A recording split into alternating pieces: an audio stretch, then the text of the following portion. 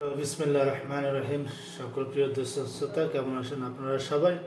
আশা করি ভালোই আছেন। আজকে বিশেষ করে কিছু কথা না বললে নয়। হ্যাঁ, 2 দিনকার যুগী হয়ে ভাত কয় অন্য একটা কথা আছে না, কথাটা বাস্তব বলে গেছিল। কে যেন বলেছিল, ভিপি নূর, তার প্রসঙ্গে কিছু কথা বলতে হয়। বলছে পিআরপি পদ্ধতি না বুঝলে রাজনীতি করার দরকার নেই। আমার প্রশ্ন হলো, আপনি কেন পিআরপি লে ব্যস্ত হয়ে গেছেন? জানতে চায় মানুষ কেন কেন এত পিআরপি লে ব্যস্ত হয়ে গেছে। বিএনপি একবার সরাসরি না বলে দিচ্ছে যে পিআরপির সাথে আমরা অভ্যস্ত না। সালাউদ্দিন আহমেদ বলে নাই, মানুষ বোঝে না। বিএনপি, ভিপি নূর, চরমোনাই, জামাতে ইসলাম, সালাউদ্দিন আহমেদ বলে দিয়েছে সরাসরি কোনো প্রকার পিআরপি পক্ষে নয় বিএনপি। কারণ পিআরপি এই সাধারণ মানুষ এই পিআরপি কি বোঝে না, এই জন্য বিএনপি না করে দিয়েছে, আমরাও না করে দিলাম। কোনো টান বাহানা চলবে না, যেভাবে নির্বাচন হয় সেইভাবেই হবে। ভিপি নূর বলেছে পিআরপি যারা বোঝে না তাদের নির্বাচন করার দরকার নেই। বেটা, 2 দিনকার যুগে হয়ে ভাতক কও অন্য।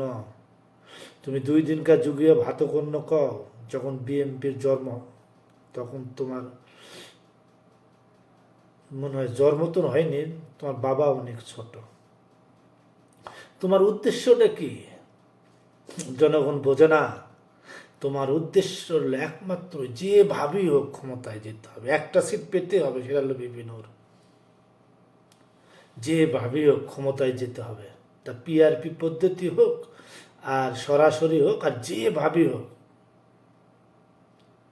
আপনি বিগত দিনে যে কামাইগুলা করেছেন, আপনার বাবা কোথায় থাকে চলে, এখন কোথায় থাকে, কোথায় ঘুমায়, এগুলো তো সাংবাদিকেরা বের করেছে, বের করে নাই? আগে আপনি কি করতেছিলেন, এখন কোথায় চড়েন, কোথায় যান, কীভাবে চলাফেরা করেন, কই থেকে এত টাকা আসে? একটাও তো এখনো নির্বাচন হয়, অংশগ্রহণ করেন নাই। তাহলে তাহলে যদি পদবি পাও, তাহলে তুমি আরো কি করতে পারো? আমরা বুঝি, মানুষ বুঝি, আপনার উদ্দেশ্য একটাই, ক্ষমতা, টাকা। এই দুটার মধ্যে আপনি এই দুটাই আপনার মেন উদ্দেশ্য। আপনি গলা ফাটায় চিল্লা বলেন, মানুষ মনে করে কত বড় রাজনৈতিক দল। ফিরে বাবা রে, তুমি রাজনীতির কিছু বোঝো? জনগণ কি চায় বেটা? একটা নির্বাচন, একটা আসন তুমি জিতে আসতে পারবা? বিএনপির একটা আসন থেকে যে ভোট পায় ওই ভোটে তুমি জিতে আসতে পারবা? হ্যাঁ, তুমি বলে দাও যারা পিআরপি বোঝো না তাদের নির্বাচন করা দরকার। তুমি কি বোঝো বেটা? তুমি কি বোঝো? তুমি শুধু টাকা ছাড়া তো কিন্তু মাথায় নাই। জনগণের সেবার নামে তো মাল কামাইতেছ। সাংবাদিক ইলিয়াস হোসাইন আছে না, এর পাল্লায় একবার পড়লে একবারে গায়েব হয়ে যাবা। গায়েব মানে কি জানো? আয়নাঘর না। গায়েব মানে হলে একবারে ডাবে চলে যাও, মানুষের কাছে মুখ দেখাতে পারবে না। একটা যদি প্রতিবেদন করে তোমাকে নিয়ে, বড় বড় লেকচার দাও, ছোট্ট একটা মানুষ হইয়া বড় বড় লেকচার দাও, কথাবার্তা সাইজ মতে বলতে হয়। কিছুই নয় তুমি কিছুই নয় বিএনপির কাছে, কলি উড়ে তুলে দেবা। তুমি কিছুই নয়, এটা মাথায় রাখবা। যে কোনো ব্যক্তিকে, যে কোনো দলকে নিয়ে মন্তব্য করার আগে তার বিষয় সঠিকভাবে জানা দরকার। যে কোনো মানুষের বিষয়ে জানতে হলে তাকে সঠিকভাবে জানা দরকার, তারপরে তার গীবত কাহিনী করা দরকার। পিআরবি পদ্ধতি ছাড়া তো কিচ্ছু করতে পারবে না। 10টা ভোট পাবে একটা সেন্টার থেকে, একটা সেন্টার থেকে 10টা ভোট পাবা, ওই পুরা বাংলাদেশ। পিআরপি পদ্ধতি করলে হয়তো কিছুটা আসন পেতে পারো, এখানে 10টা, ওখানে 20টা, ওখানে 50টা করে হয়তো একটা আসন পেতে পারো। এই তো মনের উদ্দেশ্য।